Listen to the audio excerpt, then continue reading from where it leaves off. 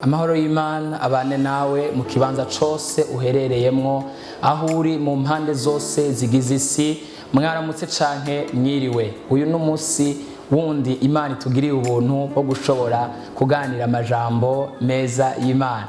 Weruka twaganiriye ku ijambo ryo ku majambo y'abantu canke amajambo y'Imana.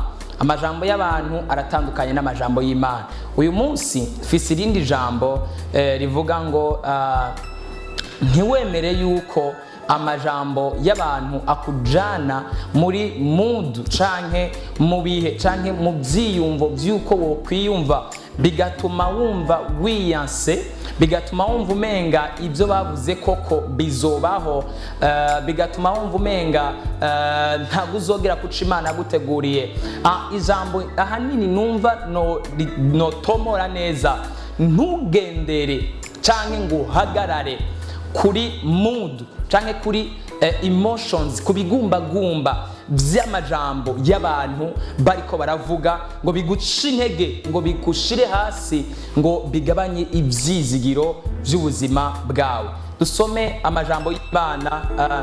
Mbere tutarasoma ijambo ry'Imana, umukozi w'Imana umwe Paulo, inzoka yaramukomoye ku kuboko. Imaze kumukomora ku kuboko, Bibiliya ivuga ngo abadebaguzi baravuga amajambo menshi. Aravuga ngo noneho arapfuye, noneho yahora yigira umukozi w'Imana, karabaye birarangiye, noneho idacugwankunzi iramuhanye, noneho bigenza uku nakuriya. Paulo arapfuye, Paulo aragize iki?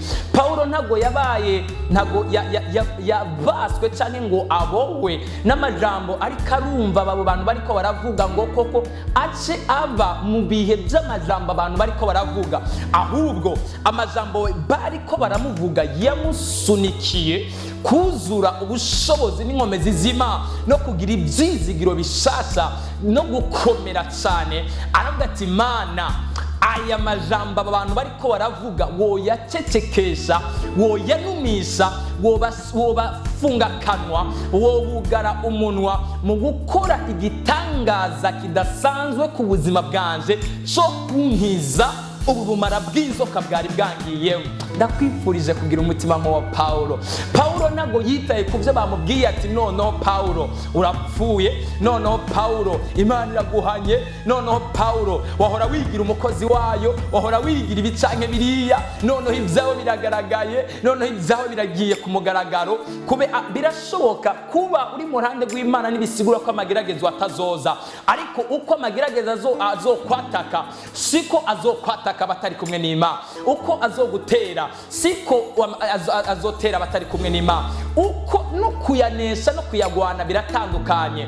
Uko umuntu ahagararanye n'Imana ari mu isezerano ry'Imana ashobora kunesherezwa no kugwanirwa amageragezwa, siko utari kumwe n'Imana ashobora kugwanirwa nayo. Nibyo koko Imana iratuzigama ikatwitaho, ikatwitwararika, ariko abavuganye nayo, ariko abari mu isezerano ryayo, abafise ubushobozi n'inkomezi za mpemu yera, hari ubundi bufasha bwa mpemu yera buza buboneka ku buzima bwabo bwihuse. Paulo mpemu w'Imana acaramugenderera, arakora ikintu kidasanzwe, aracecekesha amajambo. Paulo nawe aravuga ngo koko Imana nayo idacugwankunzi irandenganuye mu menyo y'abatwenzi. Dusome ijambo ry'Imana riri mu Itanguriro, duhagarara ko mu ijambo ry'Imana Itanguriro 39 ku murongo waho wa 19 nyene.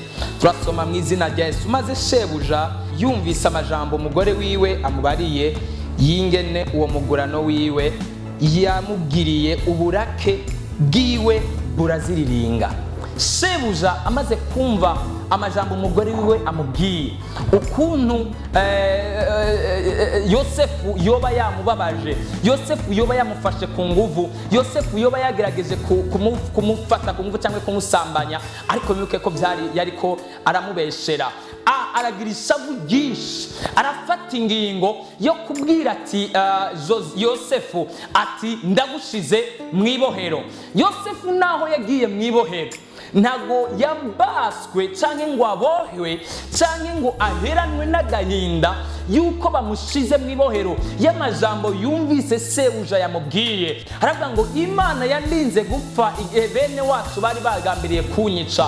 Imana yandinze gupfa kuva mu butoya bwanje, ikangeza uyu munsi nkiri muzima, niyo ishobora no kunkiza muri iriya bohero banshizemwo. Ndakwinginze mwene data, ntiwemerere hari igihe umuntu ashobora kugera mu bihe bamubwiye amakuru mabi ku buzima bwiwe, agahungabana, akumva umutima urahagaze, wera uyu munsi ntasubire gutwenga, wera uyu munsi ntasubire gusenga, agatangura kumva yovuga amajambo ati ndumva ncitse intege, ndumva ntosubira gusenga Imana, kubera iki Imana ndayirondera ndayikorera mugabe ikabimemvye ibi bintu, kubera iki nirirwa ndondera Imana, kubera iki nihanganye. Ndibaza Yosefu ashobora kuba yariyumviriye ati Imana kubera iki ntashoboye kugwa mu cacu c'ubusambanyi nkaba narizigamye, ariko ukaba umpemvye kuja mu gasho. Ariko ntabwo yacitse intege, arakomera kuko Imana yavuganye nawe. Birashoboka kumbure ko ivyo byiyumviro byaje mu mutima wiwe byo kumva umenga aracitse intege, ariko niyemera guheranwa n'agahinda kiri by'amajambo bamubwiye n'ibohero bagiye kumubohamwo,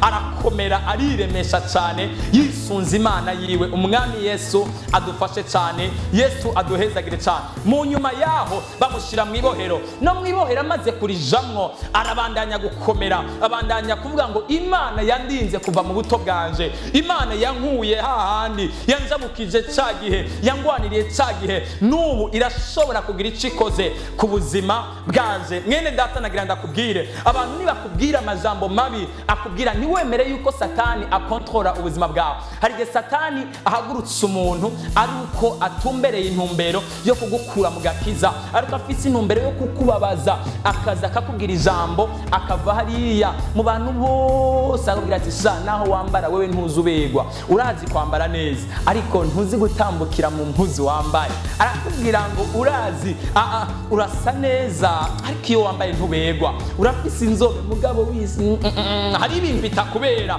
hari ibintu bitajanye nawe.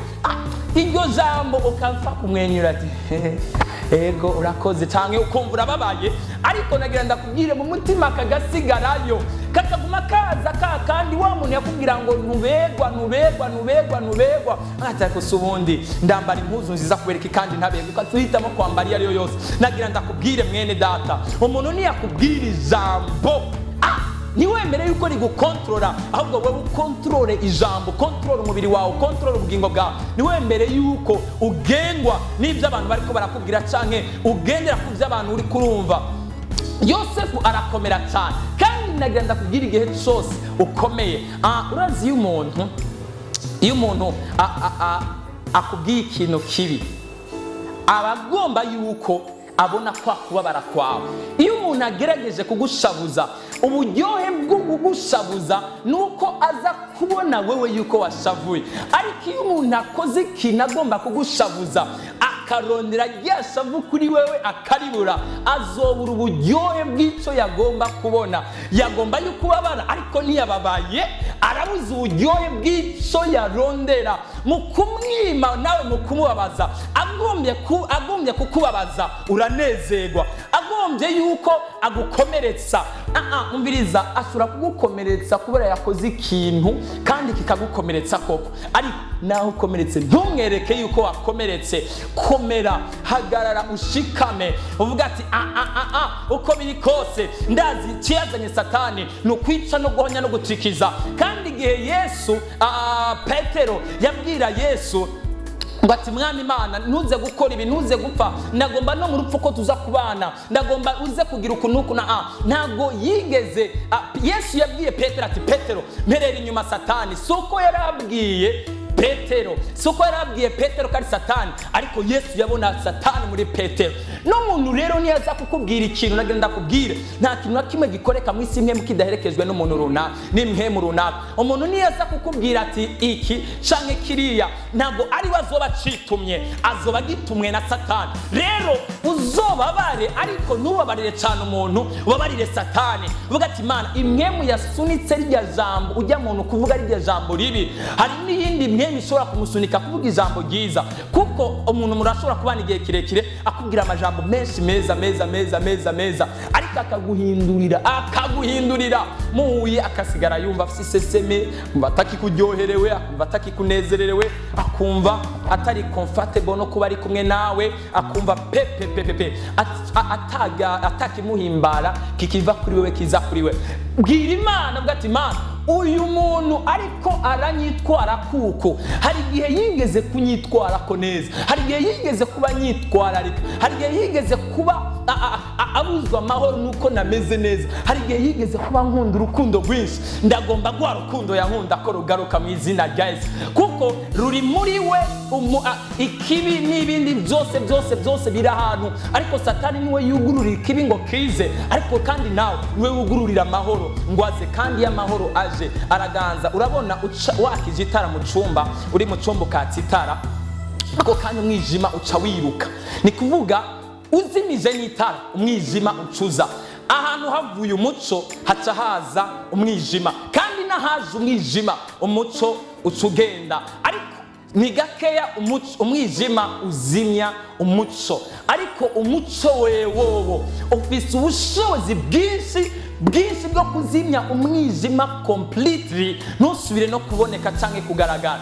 Reka ndangirize gatoya kuri Yosefu ntiyaheranwa n'amajambo agenda no mwibohero, ariko ajana Imana yiwe. Nagira ndakubwira, naho uzoba mwibohero ry'ubukene, naho uzoba mwibohero ry'ibibazo by'ingorane, ryo kumererwa nabi, ryo gutabwa, ryo kwibagirwa, ryo kubaho mu bugwayi, ibohero n'amabohero menshi atandukanye, ntuze wemere yuko uba mwibohero wenyene. Mwibohero uzojanimwo n'Imana yawe. Zavuga ati Imana, naho ndi muri no bohero ry'ubukene kiri muri iyi minsi, sindagusiga wenyene, nanje ntusige jenyene, gumana nanje, kuko ndazi ni watebana nanje. Igihe ntazi uzomvugira unkure muri ino bohero, kubera jewe ndi hano mwibohero sinshobora kugera ku bantu bashobora kumvugira, ariko wewe nitwoba turi kumwe hano mwibohero, uzorengana izi nzugi zinkikuje, uzorengana ibihugu, urengana amakontina, ujabuka imipaka, ugende kumvugira ahantu runaka,